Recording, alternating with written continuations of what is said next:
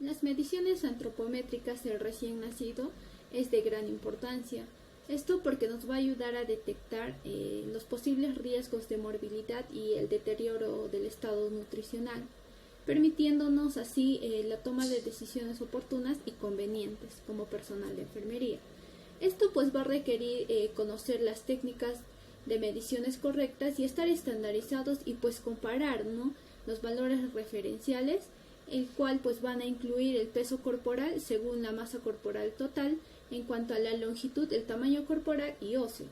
En cuanto a la medición de circunferencias, ya sea en cuanto al brazo, al tórax y el muslo. En cuanto a los pliegues cutáneos, como la grasa subcutánea.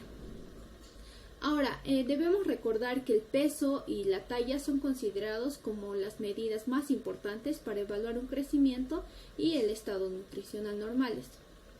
También debemos recordar que el crecimiento de los pacientes prematuros con antecedentes de enfermedades pues asociadas van a presentar diferencias, ¿no?, importantes en comparación con los neonatos a término.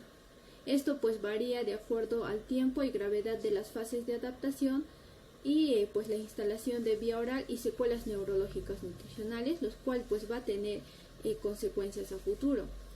Es por ello que nosotros debemos tener en cuenta siempre también la clasificación del recién nacido, pues este se va a clasificar según el peso del nacimiento, según la edad gestacional y la relación que existe entre el peso y la edad gestacional. Para ello, pues siempre debemos tener en cuenta los valores normales y los valores alterados. Para pesar a nuestro bebé debemos tener una balanza pediátrica, ¿no? Pues hay de dos tipos, que son la electrónica y también la manual. Como sabemos, la electrónica es mucho más fácil de manipular. Ahora, ¿qué criterios hay que tener en cuenta antes de pesar a nuestro bebé? Debemos fijarnos de que nuestra balanza se encuentre en una base fija que permita que este no se pueda mover.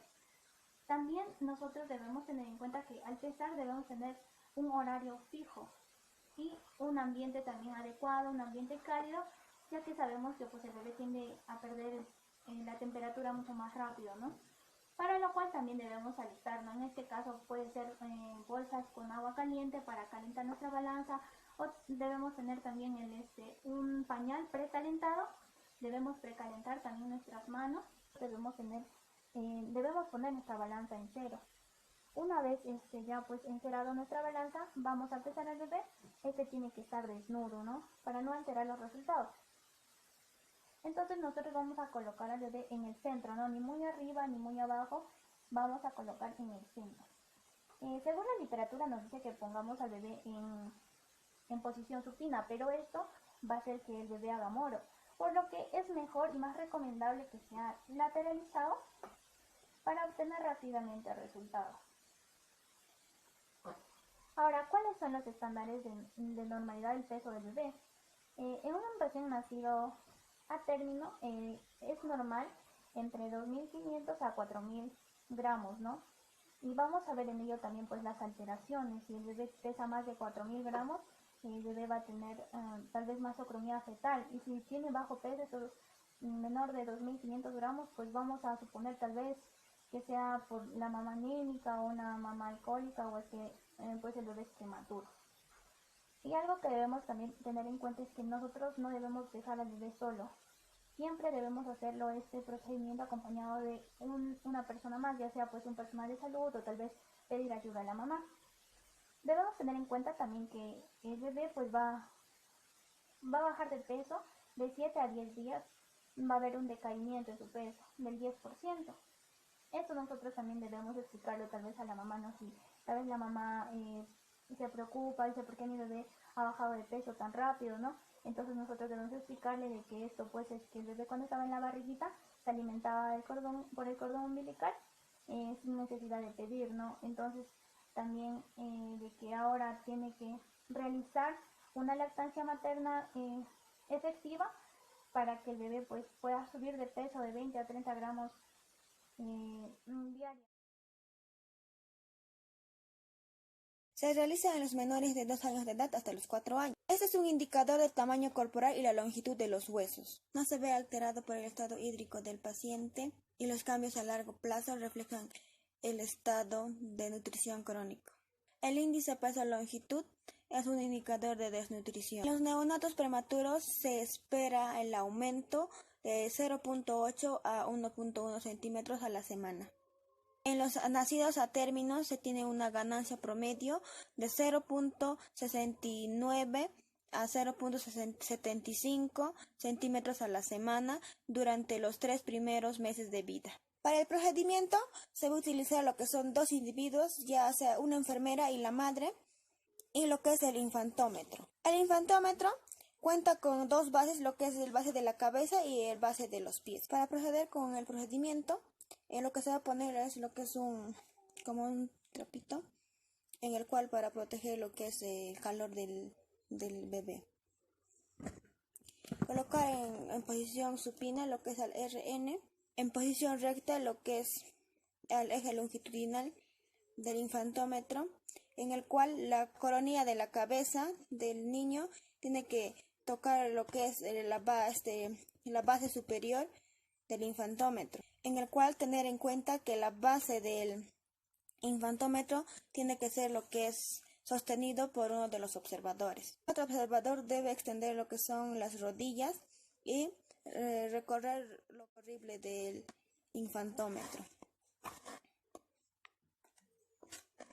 formando lo que es un ángulo de 90. Y ahora también tener en cuenta que en los pacientes hospitalizados, eso se le debe realizar lo que es una vez por semana para ver el crecimiento del paciente. Para continuar vamos a hacer lo que es la medición del perímetro cefálico. Para ello nosotros tenemos que tener lo que es una cinta métrica graduada en centímetros, que sea de teflón y con un grosor de 1.0 centímetros. Esto debe ser colocada en el perímetro máximo de la cabeza y como referencia en lo que es el occipucio y la glabela. Y vamos a medir, ¿no? Vamos a alzar ligeramente la cabecita del bebé por debajo de la cinta, por los puntos de referencia, lo que es el occipucio y la glabela, por encima de las cejas.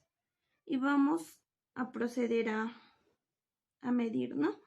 De esta manera vamos a ejercer una leve presión para nosotros tomarnos la medición. Luego de ello nosotros vamos a utilizarnos las tablas para interpretar. Nosotros debemos saber que el valor normal del perímetro cefálico debe ser de 35 centímetros o más o menos de 2 centímetros. En los recién nacidos esperamos una ganancia promedio de 0.5 centímetros a la semana durante los 3 primeros meses de vida. Si el aumento es mayor de 1.25, se puede decir que es un signo de hidrocefalia. Y si la ganancia es mínima o nula, podría existir lo que es una patología neurológica, que es la microcefalia. Para ello es muy importante informarnos sobre el desarrollo del crecimiento del cerebro del bebé. Gracias.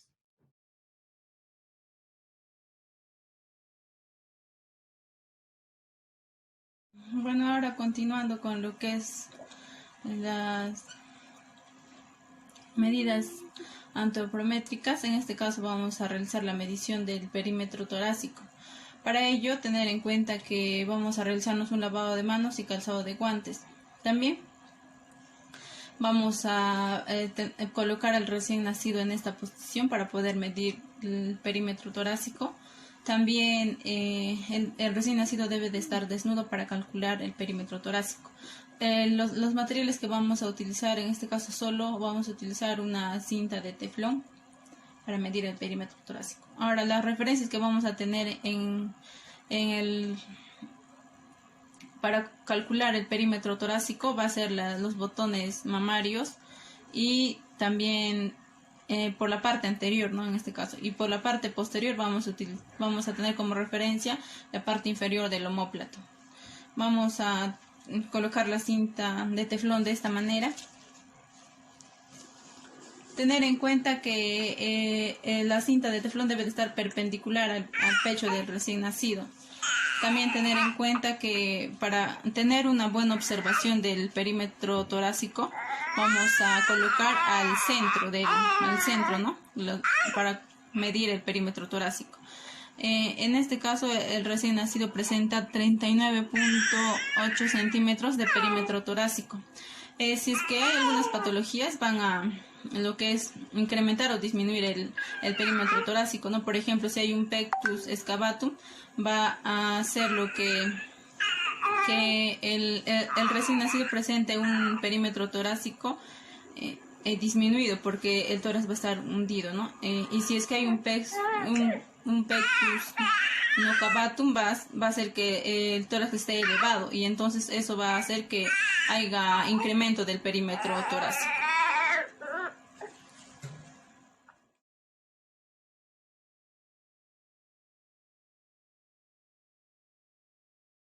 Ahora, para la medición del perímetro abdominal, vamos a colocar de igual manera al recién nacido sin ninguna ropa, tiene que estar desnudo. También vamos a lavar las manos y calzarnos los guantes.